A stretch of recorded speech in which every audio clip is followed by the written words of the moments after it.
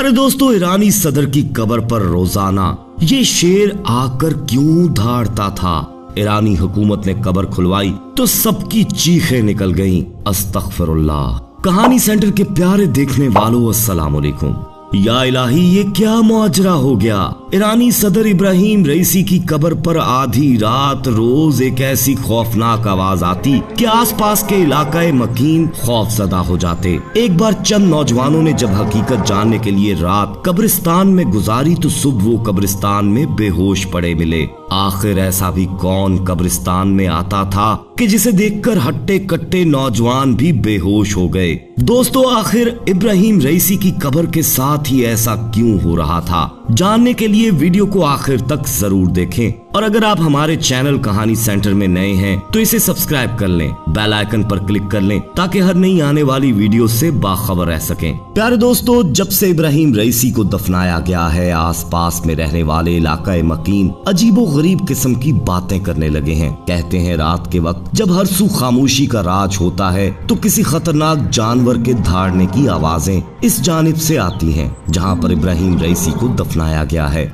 वहाँ किसी को भी अंदर जाने की इजाजत नहीं है। प्यारे दोस्तों, पहली रात जब ऐसी आवाजें सुनने को मिली तो लोगों को लगा कि शायद ये उनका वहम है, लेकिन जब दूसरे तीसरे दिन भी यही आवाजें सुनाई दी तो बहुत से नौजवानों को तजस्सुस सा होने लगा कि आखिर कौन उनकी कब्र मुबारक पर आकर धाड़ सकता है। सबसे पहले तो उन्होंने रात के वक्त वहां पर ड्यूटी देने वाले चौकीदार से पूछा कि आखिर रात के वक्त इब्राहिम रईसी की कब्र की जानिब से किसी जानवर के गुर्राने और धाड़ने की आवाजें क्यों आती हैं। जब चौकीदार से ये सवाल किया तो चौकीदार की रंगत यकदम पीली सी पड़ गई थी। वो बुरी तरह से घबरा सा गया था और नफी में सर हिलाने लगा। कहने लगा, मुझे ऐसी कोई आवाज नहीं आती, मैं नहीं जानता। नौजवान लड़के चौकीदार की बात पर बहुत हैरान थे। कहने लगे, ऐसा कैसे हो सकता है। अगर किसी एक शख्स को ये आवाज आती तो हम समझते कि शायद उसके कान बज रहे हैं या उसको कोई ऐसा मर्ज है कि रात को आवाजें सुनाई देती हैं। लेकिन हम सब ने वो आवाजें सुनी हैं, हमारे घर वालों ने सुनी है। पूरा मोहल्ला, पूरा इलाका इस बात का गवाह है कि रात के वक्त यहाँ से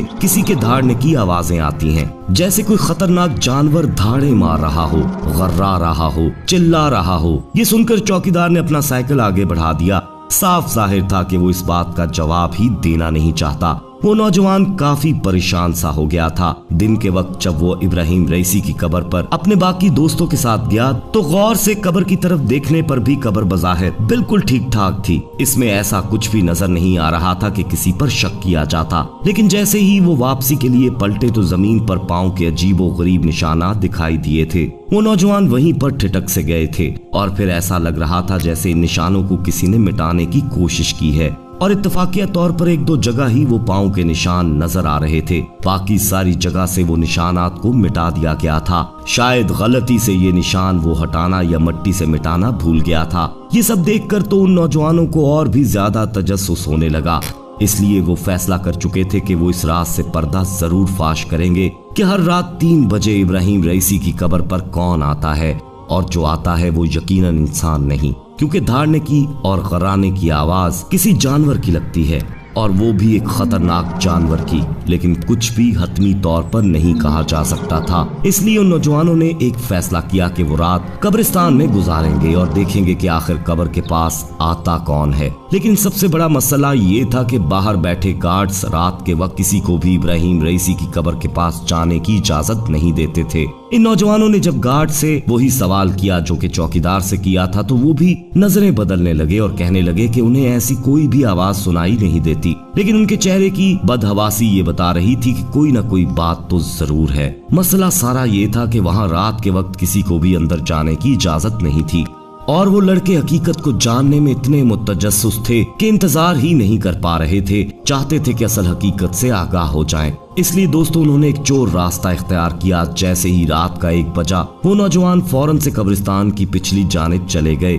जहाँ पर बहुत ऊंची दीवार थी और कोई भी शख्स बासानी वहाँ से कूदकर कब्रिस्तान में पहुँच सकता था। लेकिन वो नौजवान अपनी मदद आपके तहत इस दीवार के साथ एक नौजवान को खड़ा करने लगे जो कि इन सब में ज्यादा जानदार था और ताकतवर भी था, और इसके कंधे पर पांव रखकर दीवार की दूसरी जानिब कूद गए और आखिर में उस नौजवान को भी बाजू से खींचकर अंदर की जानिब फेंकने में कामयाब हो गए। वो सब लोग एक दरख्त के पीछे छुप गए थे जहाँ घुप अंधेरा था। जैसे जैसे रात गुजर रही थी वो तमाम नौजवान अपनी आंखें कब्र की जानिब गाड़े देख रहे थे कि आखिर वो कौन है जो रात के वक्त धाड़ने के लिए यहाँ आता है। लेकिन सुबह के वक्त जब गार्ड्स इब्राहिम रईसी की कब्र पर आए तो वहाँ पर 3 नौजवानों को बेहोश देखा। ये देखकर गार्ड्स भी बहुत ज्यादा परेशान हो गए और ये भी सोचने लगे कि ये नौजवान इस कब्रिस्तान में आए तो आए कैसे। बहरहाल उन्होंने नौजवानों को बाहर निकाला और उनके लवाकिन को बुलाकर उनके हवाले कर दिया। सबके घर वाले परेशान थे। इन नौजवानों को हॉस्पिटल ले जाया गया। कई घंटों बाद जाकर उन्हें होश आया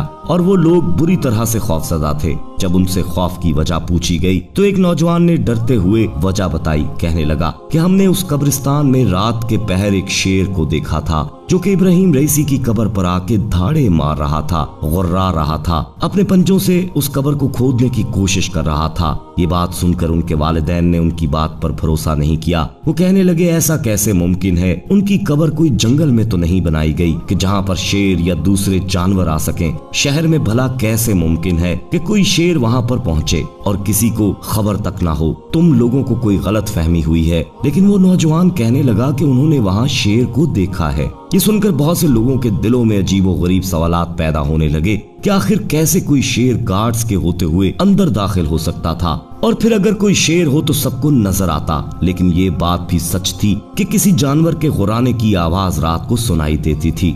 लोगों के दिलों में बेचैनी सी होने लगी थी। दिमाग में सवालात का सिलसिला सा शुरू हो गया था कि खैर इब्राहिम रईसी की कब्र पर कौन सा जानवर आ रहा है और रात के 3 बजे गुर्राने के लिए क्यों आता है। कभी कभी तो आवाज इतनी ऊंची होती थी कि लोग घबरा जाते थे, लेकिन ये नहीं कहा जा सकता था कि वो आवाज किसी शेर की है।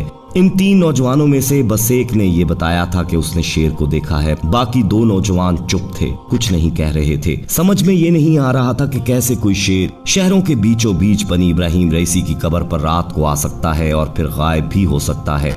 आखिर इन नौजवानों के अलावा किसी और ने इस शेर की मौजूदगी का एतराफ क्यों नहीं किया। अब तो बहुत से लोगों के अंदर ये तजस्सुस होने लगा था कि आखिर रात के वक्त कौन इस कब्र पर धाड़ता था और क्या वाकई इस नौजवान को वहाँ शेर नजर आया था। अगर शेर था तो बाकी लोगों को क्यों नजर नहीं आया। चौकीदार और गार्ड से भी इसके मुतालिक पूछा गया, लेकिन वो लोग कुछ भी बताने को तैयार ना थे। अगले रोज बहुत से लोग उस कब्रिस्तान में मौजूद थे, लेकिन उस रात कोई भी वहां नहीं आया। लोगों को लगा कि वो नौजवान झूठ बोल रहा था, मगर अगले रोज जो कुछ उस नौजवान के साथ हुआ एक नाकाबिले यकीन वाकया था। वो नौजवान मर चुका था और जिस बात ने सबको चौंका के रख दिया वो इस नौजवान के जिस्म पर एक खतरनाक जानवर के नाखूनों के खरोंचे थीं। ये सब देखकर लोग खौफजदा हो गए थे। इसके बाद से दोबारा से वो गराने की आवाजें आने लगी। लोगों ने जब इब्राहिम रईसी के घर वालों को इस बारे में बताया तो उनकी बीवी ने एक ऐसे राज से पर्दा उठाया कि सुनने वालों के होश उड़ गए। वो कहने लगी कि वो आवाजें जिन्नात की हैं, क्योंकि इब्राहिम रईसी जिन्नात को खाना खिलाते थे, इसलिए उनके इंतकाल के बाद से वो जिन्नात रोते हैं। कभी वो किसी परिंदे की शक्ल में नजर आते हैं तो कभी किसी जानवर की शक्ल में। ये बात सुनकर सब हैरान थे कि जिन्नात को खाना कैसे कोई इंसान खिला सकता है।